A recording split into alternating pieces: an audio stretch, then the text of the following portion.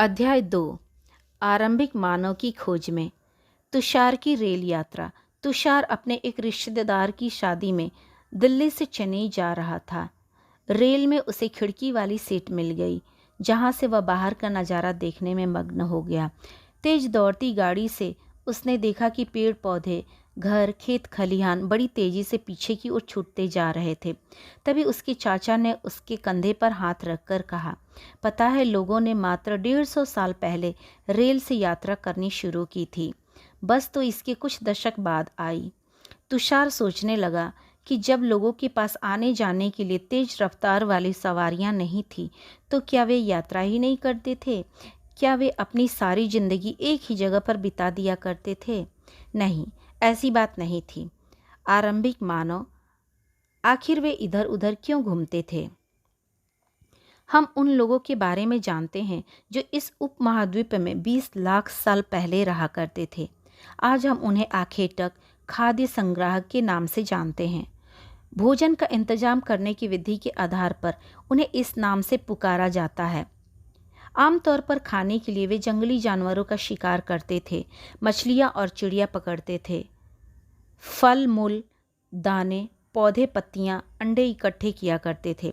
हमारे उपमहाद्वीप जैसे गर्म देशों में पेड़ पौधों की अनगिनत प्रजातियां मिलती है, इसलिए पेड़ पौधों से मिलने वाले खाद्य पदार्थ भोजन के अत्यंत महत्वपूर्ण स्रोत थे। लेकिन यह सब कर पाना बिल्कुल आसान नहीं था। ऐसे कई जानवर हैं जो हमसे ज़्यादा तेज भाग सकते हैं, और बहुत से जानवर हमसे ज़्यादा ताकतवर भी हैं।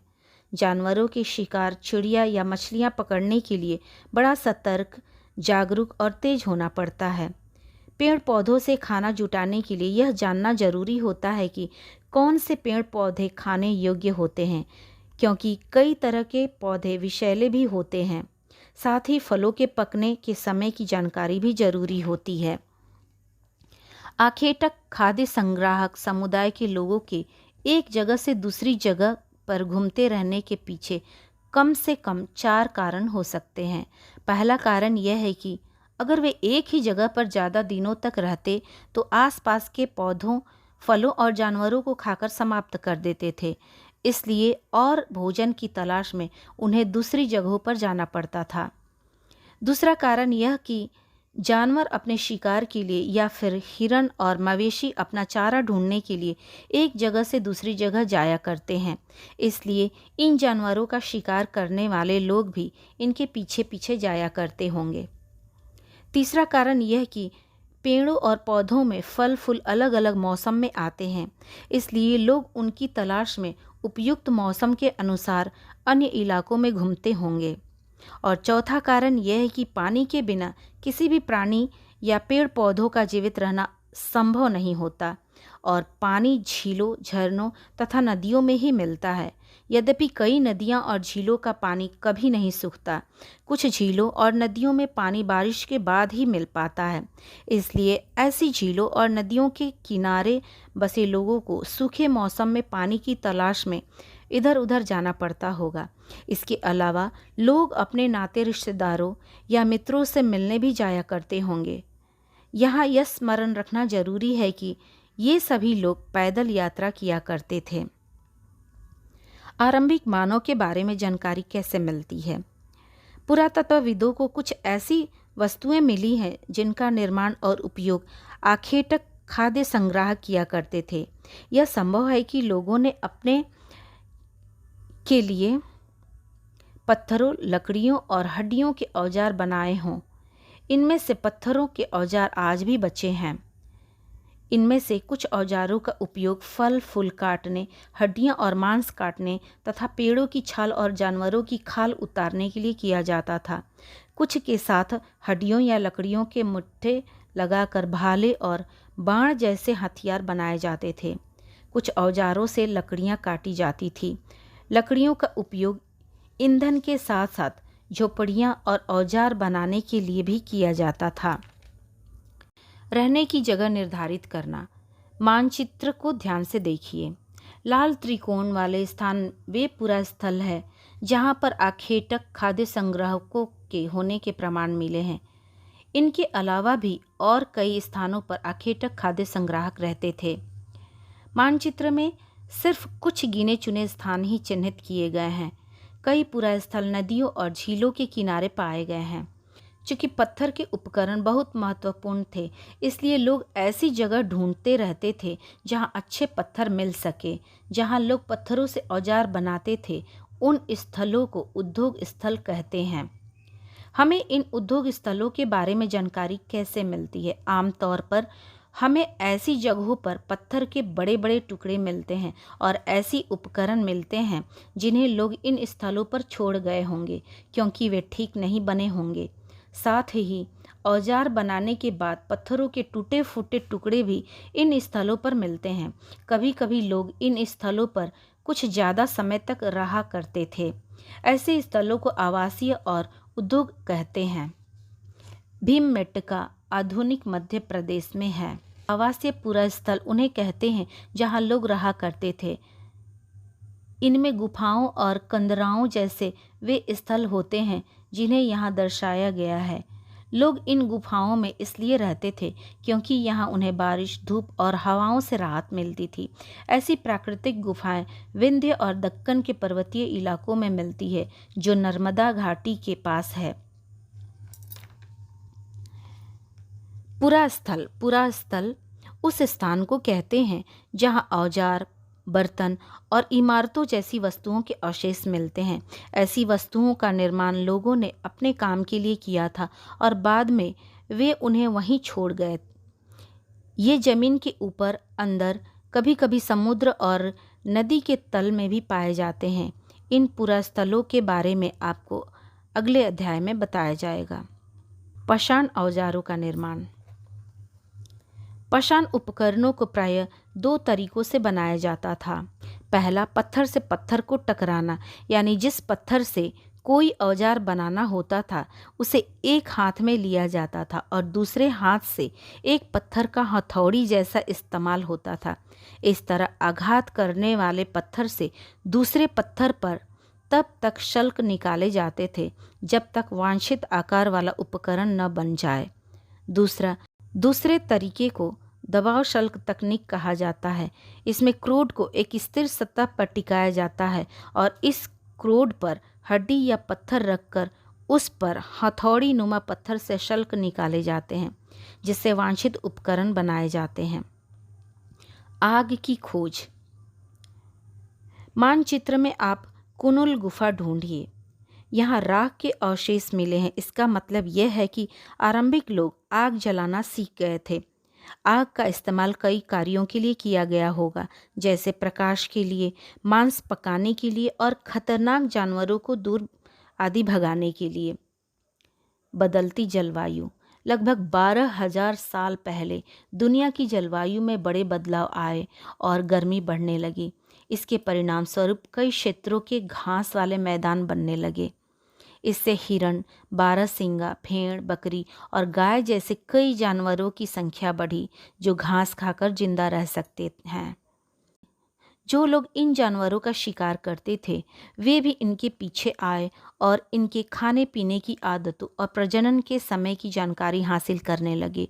हो सकता है कि तब लोग इन जानवरों को पकड़कर अपनी ज़रूरत के अनुसार पालने की बात सोचने लगे हों। साथ ही इस काल में मछली भी भोजन का महत्वपूर्ण स्रोत बन गई। इसी दौरान उपमहाद्वीप के भिन्न भिन्न इलाकों में गेहूं, जौ और धान जैसे अनाज प्राकृतिक रूप में उगने लगे थे। शायद महिलाओं, पुरुषों और बच्चों ने इन अनाजों को भोजन के लिए बटोरना शुरू कर दिया होगा। साथ ही वे यह भी सीखने लगे होंगे कि यह अनाज कहाँ उगते थे और कब पककर तैयार होते थे। ऐसा करते करते लोगों ने इन अनाजों को खुद पैदा करना सीख लिया होगा। नाम और तिथियाँ। हम जिस काल के बारे में पढ़ रहे हैं, पुरातत्वविदों ने उनके बड़े बड़े नाम रखे हैं। आरंभिक काल को वे पूरा पाषाण काल कहते हैं। यह दो शब्दों पूरा यानी प्राचीन और पाषाण यानी पत्थर से बना है। यह नाम पूरा स्थलों से प्राप्त पत्थर के औजारों के महत्व को बताता है। पूरा पाषाण काल 20 लाख साल पहले से 12,000 साल पहले के दौरान माना जाता है। इस काल को भी 3 भागों में विभाजित किया गया है: आरंभिक, मध्य एवं उत्तर पूरा पाषाण युग। मानव इतिहास की लगभग 99% कहानी इसी काल के दौरान घटित हुई। जिस काल में हमें पर्यावरणीय बदलाव मिलते हैं उसे मेसोलिथ यानी मध्य पाषाण युग कहते हैं। इसका समय लगभग 12,000 साल पहले से लेकर 10,000 साल पहले तक माना जाता है। इस काल के पाषाण औजार आमतौर पर बहुत छोटे होते थे। इन्हें माइक्रोलिथ यानी लघु पाषाण कहा जाता है। प्रायः इन औजारों में हड्डियों या लकड़ियों के मुट्ठे लगे हंसिया और आरी जैसे औजार मिलते हैं। साथ साथ पूरा पाषाण युग वाले औजार भी इस दौरान बनाए जाते थे। अगले युग की शुरुआत लगभग 10,000 साल पहले से होती है। इसे नव पाषाण युग कहा जाता है। अगले अध्याय में आप नव पाषाण युग के बारे में पढ़ेंगे। शैल चित्रकला, इनसे हमें क्या पता चलता है? जिन गुफाओं में लोग रहते थे उनमें से कुछ की दीवारों पर चित्र मिले हैं। इनमें कुछ सुंदर उदाहरण मध्य प्रदेश और दक्षिणी उत्तर प्रदेश की गुफाओं से मिले चित्र हैं। इनमें जंगली जानवरों का बड़ी कुशलता से सजीव चित्रण किया गया है। कौन क्या करता था? हमने पढ़ा कि आरंभिक लोग शिकार तथा फल मूल का संग्रह किया करते थे। वे पत्थरों के औजार और गुफाओं में चित्र बनाते थे। क्या हमें कोई ऐसे साक्ष्य मिले हैं जिनसे पता चले कि महिलाएं शिकार करती थीं या पुरुष औजार बनाते थे, या फिर महिलाएं चित्रकारी करती थी और पुरुष फल मूल इकट्ठा करते थे? वास्तव में हमें इसका ज्ञान नहीं है, लेकिन दो बातें तो हो सकती है। महिला और पुरुष दोनों ने मिलकर कई काम एक साथ किया होगा। यह भी संभव है कि कुछ तरह के काम केवल महिलाएं करती थीं और कुछ केवल पुरुष। इसके अलावा उपमहाद्वीप के अलग अलग क्षेत्रों में अलग अलग परंपराएं भी रही होंगी। भारत में शुतुरमुर्ग। भारत में पूरा पाषाण युग के दौरान शुतुरमुर्ग होते थे। महाराष्ट्र के पटने पुरास्थल के शुतुरमुर्ग के अंडों के अवशेष मिले हैं। इनके कुछ छिलकों पर चित्रांकन भी मिलता है। इन अंडों से मनके भी बनाए जाते थे। हुस्गी का सूक्ष्म निरीक्षण। मानचित्र पर हुस्गी ढूंढिए। यहाँ पर पूरा पाषाण युग के कई पुरास्थल मिले हैं। कुछ पुरास्थलों के अलग अलग कार्यों में लाए जाने वाले कई प्रकार के औजार मिले थे, लेकिन संभवतः आवास और उद्योग स्थल रहे होंगे। कुछ छोटे पुरास्थलों में भी औजारों के बनाए जाने के प्रमाण मिले हैं। इनमें से कुछ पुरास्थल झरनों के निकट थे। अधिकांश औजार चूना पत्थरों से बनाए जाते थे। अन्यत्र अपने एटलस में फ्रांस को ढूंढिए। यह चित्र फ्रांस की एक गुफा का है। इस पुरास्थल की खोज लगभग 100 साल पहले 4 स्कूली छात्रों ने की थी। इस तरह के चित्र लगभग 20,000 साल पहले से लेकर 10,000 साल के पहले के बीच बनाए गए होंगे। इनमें कई जानवरों के चित्र हैं। इनमें जंगली घोड़े, गाय, भैंस, गैंडा, रेंडियर, बारहसिंगा और सुअरों को गहरे चमकीले रंगों से चित्रित किया गया है। इन रंगों को लौह अयस्क और चारकोल जैसे खनिज पदार्थों से बनाया जाता था। यह संभव है कि इन चित्रों को उत्सवों के अवसर पर बनाया जाता था, या फिर इन्हें शिकारियों द्वारा शिकार पर निकलने से पहले कुछ अनुष्ठानों के लिए बनाया गया होगा। कुछ महत्वपूर्ण तिथियां। मध्य पाषाण युग 12,000 से लेकर 10,000 साल पहले। नव पाषाण युग 10,000 साल पहले।